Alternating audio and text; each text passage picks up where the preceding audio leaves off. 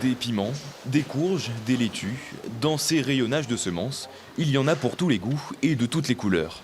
Selon les années, on peut proposer jusqu'à 2500 variétés de semences potagères, céréalières et médicinales. Et rien que là, par exemple, devant vous, vous avez environ 600 variétés de tomates différentes. Sauf que pour la majorité d'entre elles, ces semences sont illégales car non inscrites dans les catalogues officiels des variétés autorisées. En distribuant ces semences en France et partout dans le monde, cette association s'affranchit de la loi au nom de la biodiversité. Si vous voulez que les variétés elles continuent de se développer, il faut qu'elles soient cultivées. Et pour qu'elles soient cultivées, quelque part, il faut que les gens les consomment. Mais si on ne les propose pas à la consommation, forcément, elles sont vouées à disparaître. Ces semences oubliées intéressent beaucoup les jardiniers amateurs. Ce client, venu de La Réunion, cherche une variété de melons résistante à la mouche du fruit qui sévit sur l'île. J'essaye de trouver ici des variétés oubliées qui pourraient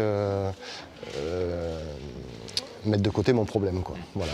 Vous êtes au courant que les semences qui sont vendues ici, en théorie, sont illégales? Tout à fait. Et vu que je les ramène, je suis complètement dans l'illégalité. Si les acheteurs risquent tout au plus la destruction de leurs semences, l'association a déjà été condamnée par le passé. Mais depuis quelques années, elle est rarement inquiétée au niveau pénal. En fait, on a une pression permanente. C'est du harcèlement contre Cocopelli depuis 20 ans et on voit c'est par différents biais. On a les RG très régulièrement, on a la répression des fraudes très régulièrement. Donc c'est plutôt par des petites pressions sournoises que des grosses attaques médiatiques. Parce qu'encore une fois, les grosses attaques médiatiques contre Cocopelli, nous on adore ça parce que ça nous fait un levier de communication. Malgré tout, Cocopelli garde une épée de Damoclès au-dessus de la tête. L'article de la loi alimentation qui devait autoriser la vente de ces semences a été supprimé par le Conseil constitutionnel.